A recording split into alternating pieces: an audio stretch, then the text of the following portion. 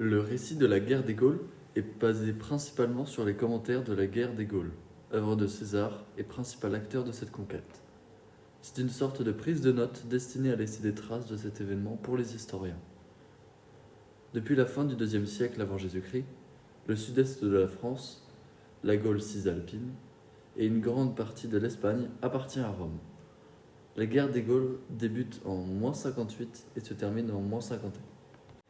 De notre côté, c'est Jules César qui dirige. Il est un grand dictateur romain né en juillet 100 avant Jésus-Christ et appartient à la dynastie des Julio-Claudiens.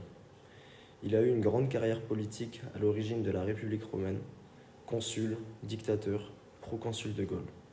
C'est un des hommes les plus célèbres de l'Empire. Notre chef à nous est Vercingétorix. C'est lui qui dirige nos troupes. Il est né en -82 à Gergovie en Auvergne. Il est mort en -46 dans une prison romaine. Nous le désignons roi des Arvennes en -52. Il est à l'origine de la révolte contre César après avoir uni nos peuples. Jules César est nommé consul de la province narbonnaise, dans le sud de la Gaule. La guerre des Gaules débute lorsque les Gaulois demandent notre aide face aux assauts helvètes, un peuple du nord de l'Europe. César les repousse et nous en profitons pour envahir tout leur territoire. Avant la guerre des Gaules, nous, les soldats gaulois, terrifions César par, comme il dit, notre silhouette musclée et imposante. Cependant, notre défaut était que nous étions répartis en différents groupes rivaux les uns des autres et refusant d'obéir à un chef commun. Nous obéissions seulement au nôtre. En 58 avant Jésus-Christ, Jules César envahit la Gaule pour étendre l'Empire romain. Rapidement, grâce à plusieurs succès militaires, il conquit le nord et l'est de la Gaule, la Belgique et la Germanie. Seul le centre était encore libre. Vercingétorix rassemble tous les peuples gaulois jusqu'alors divisés pour combattre ensemble l'armée romaine. Nous avons réussi à repousser les assauts romains à Gergovie. Mais après quelques défaites, nous nous sommes réfugiés à Alésia sur ordre de Vercingétorix et l'armée romaine nous a encerclés. Le siège d'Alésia commence alors. César nous fit construire un double réseau de fortifications autour du village pour empêcher les Gaulois de sortir, mais aussi pour empêcher le renfort d'arriver. Ainsi, le ravitaillement en vivres est impossible et ces barbares devront se rendre lorsque leurs stocks seront épuisés. Cette muraille est la bonne option de leur part, car un combat direct aurait été en notre faveur grâce à notre supériorité numérique avec 80 000 hommes contre 60 000 pour les Romains, sans compter nos renforts de 240 000 soldats. Face à cette supériorité numérique, notre général opte pour une stratégie de siège du village. C'est un siège dit passif, car nous n'avons pas directement attaqué les murs d'Alésia. L'encerclement construit était composé de clôtures, de fossés, de palissades et de pièges. Ces aménagements témoignent des compétences de nos ingénieurs.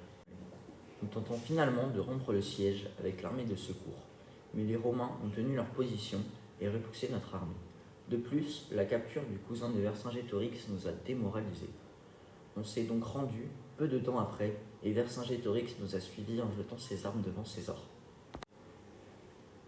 Cette défaite marque la fin de la guerre des Gaules. César rentre en Italie triomphalement après des succès militaires dans toute l'Europe. Il réclame des récompenses pour ses conquêtes, mais dans un contexte de tension politique avec son opposant du parti aristocratique Pompée, son retour entraîne une guerre civile à partir de 49 avant Jésus-Christ qui laisse César seul à la tête de notre République. De son côté, Vercingétorix est incarcéré pendant 6 ans dans une prison romaine, puis il est exécuté. Plus tard, César a prétendu avoir mené cette guerre pour des raisons préventives et défensives, mais on dit que c'est principalement pour relancer sa carrière politique et rembourser ses dettes. Malgré leur défaite, les Gaulois étaient très organisés sur le champ de bataille. Nous combattons en phalange, un ordre plus discipliné que ce que vous pensez. Nous restons alignés avec soin et des effectifs de cavalerie étaient répartis sur les flancs. Nous suivons des enseignes et obéissons au son de nos trompettes, les carnix. Malgré cette organisation, les Romains ont eu le dessus. De notre côté, l'armée était perfectionnée après des conquêtes dans toute l'Europe. Les officiers commandent des soldats divisés en deux groupes, les légionnaires et les socii, ou alliés. Les légionnaires sont des professionnels utilisant un casque, une cuirasse, un bouclier, un glaive et un javelot. Bien formés par un entraînement intensif, ils sont répartis en légions de 5000 hommes chacune et divisés en 10 cohortes, 30 manipules et 60 centuries. La conquête de César pendant la guerre des Gaules reste encore aujourd'hui comme un des plus grands succès militaires et contribue grandement au prestige de César. Cependant, du côté gaulois, il marque la fin de leur empire et le début d'une période d'occupation romaine expliquant aujourd'hui les nombreux restes de bâtiments romains.